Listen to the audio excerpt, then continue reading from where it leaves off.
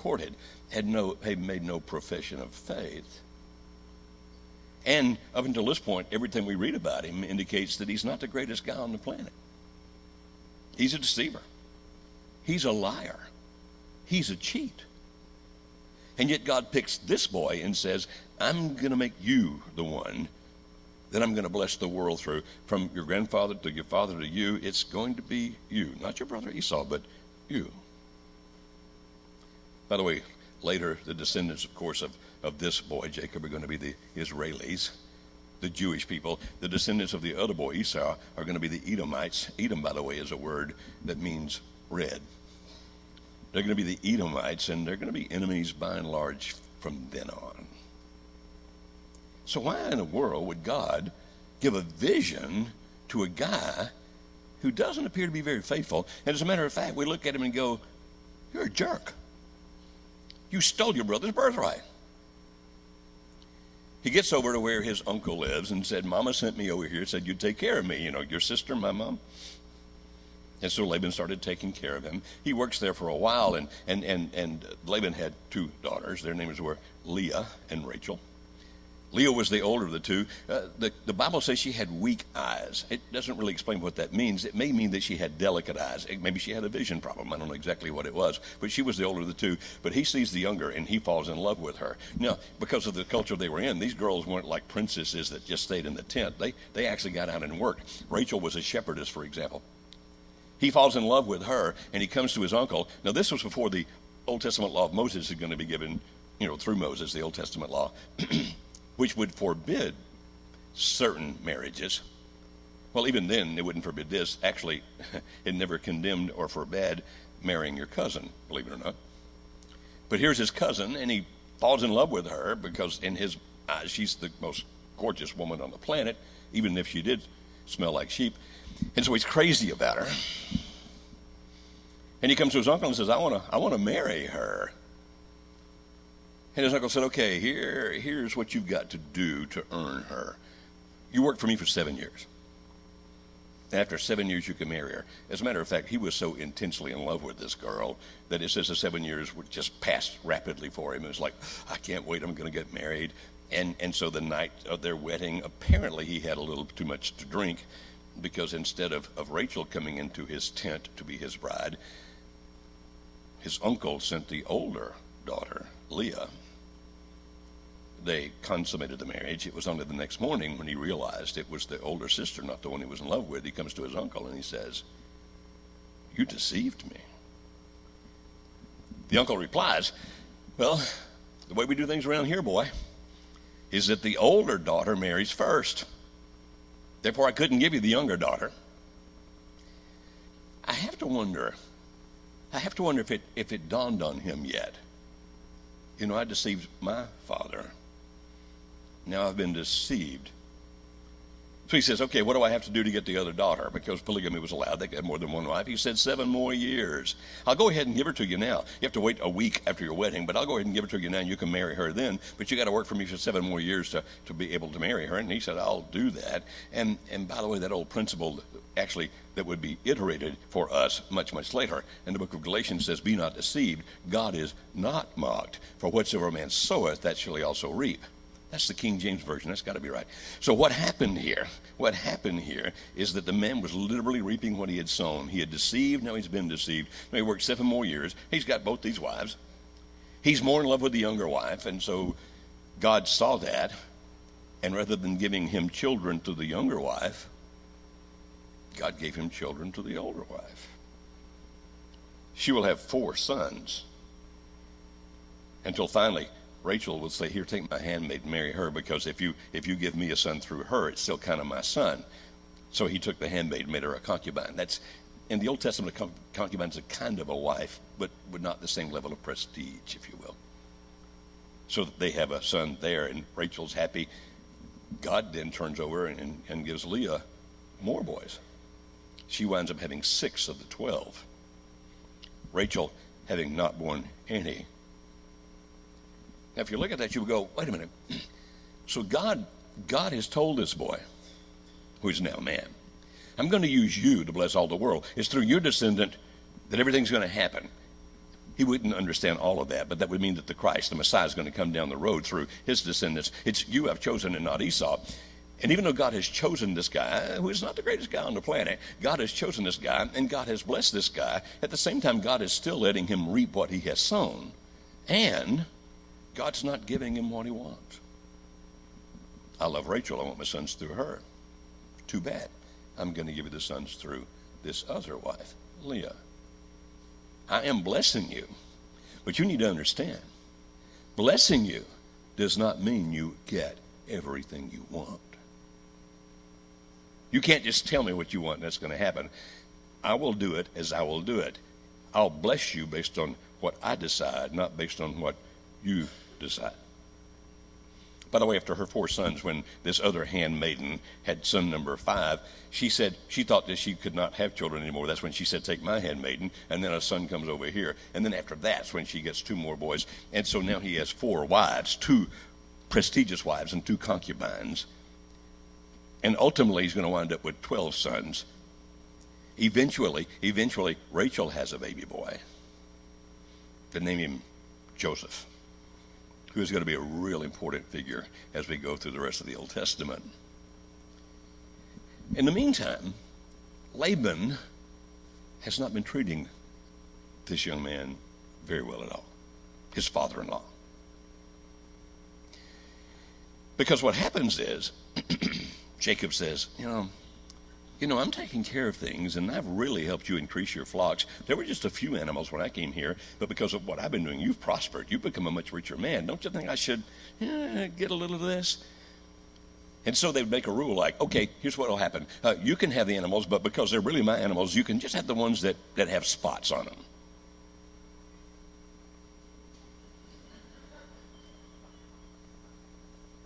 That reminds me of a story. In the Catholic Mass, the most important part is signaled by the ringing of a bell. A kid visiting a Catholic Mass for the first time, and that bell rang, and he turned to his mom and said, what's that? She said, it's God. He said, well, the priest should answer the phone. All right, so if we go on with this particular story, if I can remember where I was. Oh, so he had the spotted animals. But the spotted animals begin to increase dramatically. And Laban comes back and says, no, I've changed my mind. You can't have the spotted animals. You can have the ones that have streaks on their hides. Now they begin to magnify. And he comes back and says, no, you can't have those. 10 times, Laban changes the rules. 10 times. Because every time he began to prosper, his father-in-law would go, I want that. 10 times his father-in-law deceives him. You getting any pattern here? This understanding that you reap what you sow. Anybody who's ever planted anything understands that you get back more than you plant. If you plant a tomato seed and get a tomato plant, the vine, you're going to get a lot more tomatoes on it than just that one little seed you put there. That's just the way it goes. What he has planted, what he has sown, has been deceit, and then he's reaping it. Even with all of that, he winds up finally rich. Now, it's been 20 years since he left home, and God says, it's time to go back. He knows his brother. He knows that when he left there, his brother had said, I'm going to kill you. He knows his brother's temper. He knows how impulsive and rash his brother is. So as he starts home, he stays true to his nature. He deceives his father-in-law. He doesn't go in like a man and look him in the eye and say, look, I'm going to go. I'm going to go back. He sneaks off. He's been gone 3 days because they didn't live at exactly the same place. He's been gone 3 days before his father-in-law figures it out, and that really ticked his father-in-law off. I didn't get to kiss my daughters goodbye. I didn't get to kiss my grandchildren goodbye. He's furious, so he gets his group, and he heads off and chases.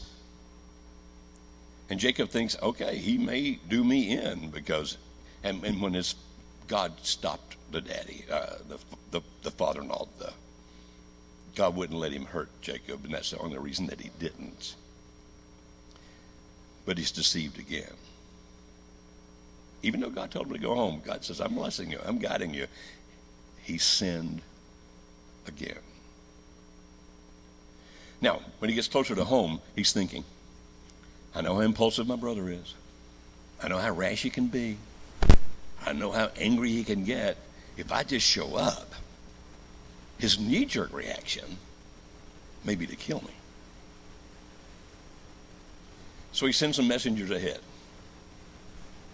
He tells me exactly what to say, and the message is full of humility. Master, your servant is coming home. They come back. He said, what'd my brother say? Well, he got together a group of 400 men, and they're headed this way. Now, if you're Jacob, what are you thinking? 20 years ago, he said he's going to kill me. Now he's rich. He can have 400 mercenaries. I'm a dead man. So he first tries to placate his brother. He pulls together some animals, like he gets 200 female sheep and 20 male sheep, and he sends them ahead. Go give those to my brother. He does the same with goats. He gets 30 camels who have little camels, and he sends them ahead. All of those to his brother, trying to slow his brother down and saying, look, I'm giving you nice things. Don't kill me. Give me nice things. Then he turns to his own group and he says, tell you what we got to do. We better split into two groups, so if he attacks one, the other can escape. He's anticipating a bloodbath. And then that night he sends his wives and sons, and I have one daughter, the wives and sons and daughter across the river. He sends his possessions over there. They're all by himself, and he stays alone. Sometimes when I read my Bible, I wish he'd give a little bit more information. Like, what was he thinking? Now, I know he's scared. Gentlemen, put that passage up. This is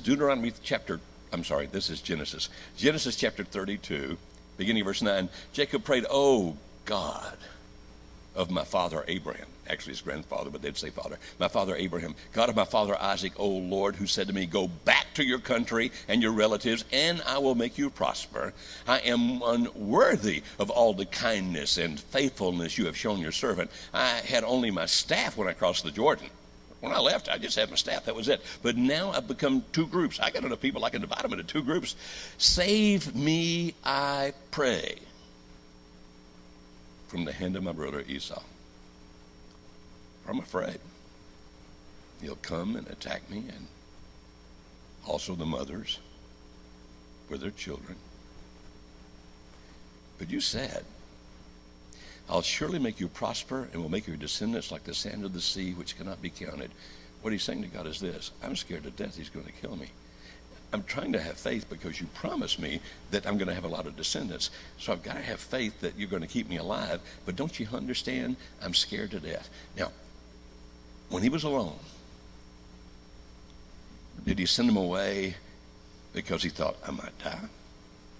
And at least I'll protect my family because they won't be with me. Did he send him away because he just really needed to think and he didn't want all those kids around?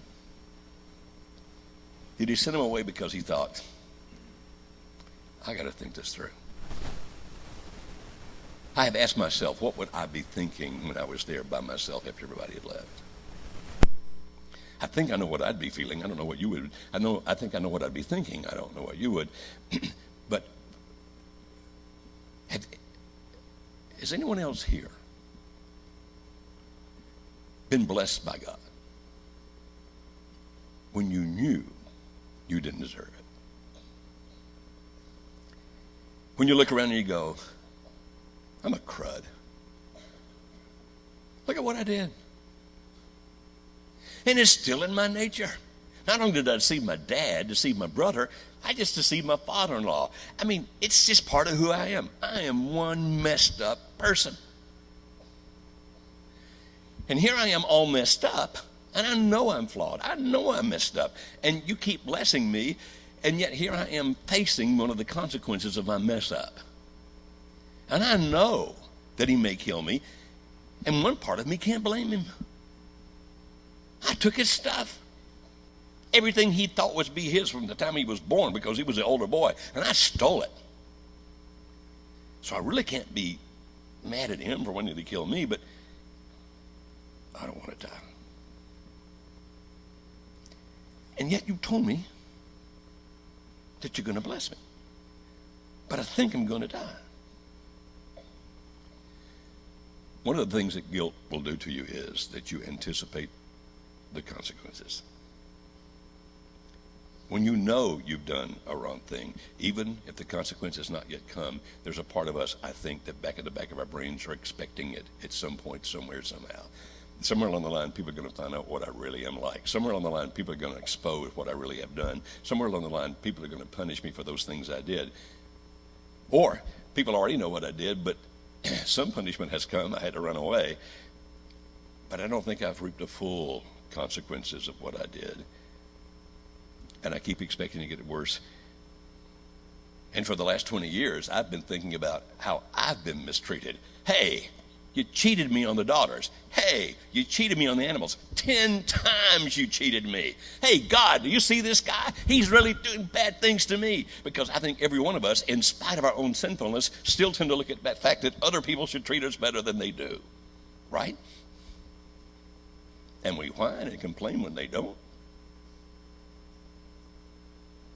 But ultimately, it comes down to having to face ourselves in the darkness. You ever awaken 2, 3 o'clock in the morning and just would lie there thinking about all the bad stuff you've done? All the things you've messed up?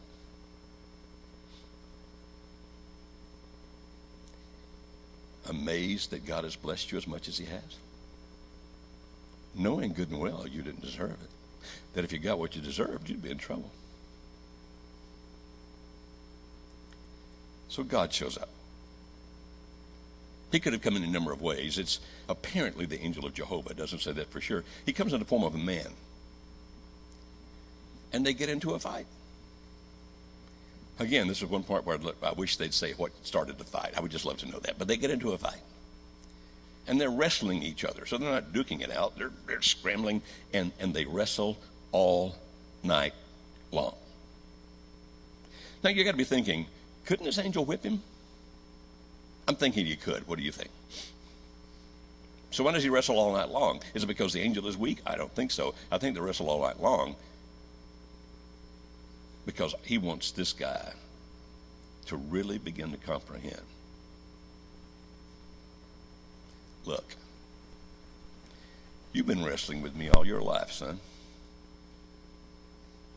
I bless you, you thank me, then you do something wrong. I bless you again, you thank me, then you do something else wrong. You've been wrestling with me all of your life. So let's just wrestle all night long until you finally understand. And so starting at daybreak, the angel said, let me go. No, not until you bless me. and then God kind of put it in perspective because he threw the guy's hip out of joint. I think that had to hurt. What do you think? No oxycodone, no morphine, nothing around. Threw his hip out of joint. Ow! Son, you never win when you wrestle against me. Never. I've done it all night long to indicate to you we've been doing it as long as you've lived. But don't you understand? I can hurt you whenever I want to. But I have chosen to bless you. And it's not because you've been a good boy. You cannot earn my blessing. It's because I've chosen to use you. Because with all the stupid stuff you've done, I see inside of you, I see your heart, and this is what I know about you. As messed up as you are, and as many people as you've hurt, inside, at heart, you're a good man. And as I see that, I'm going to bless you. The next day Esau shows up. He doesn't kill his brother, he hugs him. I've been missing you. Come on, let's go home. Jacob said, well, you just go on. By the way, his name was now changed. It's not going to be Jacob anymore. It's going to be Israel. Israel means the fighter of God, by the way. He said, no, Esau, you just going home. We have to go kind of slow. We got the animals. We got the women. You know how women are when they travel. They got to stop at every restroom. So you just go on. We'll be there in a couple of days. Esau said, okay, I'll see you at home. He takes off home. Jacob has not changed his nature. He's still a deceiver. He doesn't go home. He cuts right. Or maybe it's left. He just goes a different direction. You see, even after his encounter with God, he did not become a perfect man. Neither do we. After a conversion experience, after a great blessing, does it mean that we instantly change? We're still flawed. But rather than living in fear because of our flaws, rather than anticipating all the negative consequences for our behaviors, God says you will reap what you sow. But if I have my hand on you, I will bless you in spite of yourself. Now, in my business, I work with a lot of people who've done a lot of stupid things. You might understand, right? People who've committed adultery, people who have become addicts, people who have cheated, people not just against their spouses, but cheated on their taxes and cheated other business partners, etc. We deal with people like that all the time. You say, oh, you mean the people that come to your workshops for marriage in crisis? No, I mean church. The people like that walking on every Sunday to church. Here's the good news. God can use you and bless you in spite of all that. Here's the bad news. If you live your life in fear, you shut down everything. Here's what we should understand. We need to change our nature because the more we reap, the more we'll sow. The more we sow, the more we'll reap. But take comfort in the fact that God's grace and mercy and blessing comes even to people who have messed up badly. God will see your heart, and God will use you. Would you stand? Just as I am without one plea, but that thy blood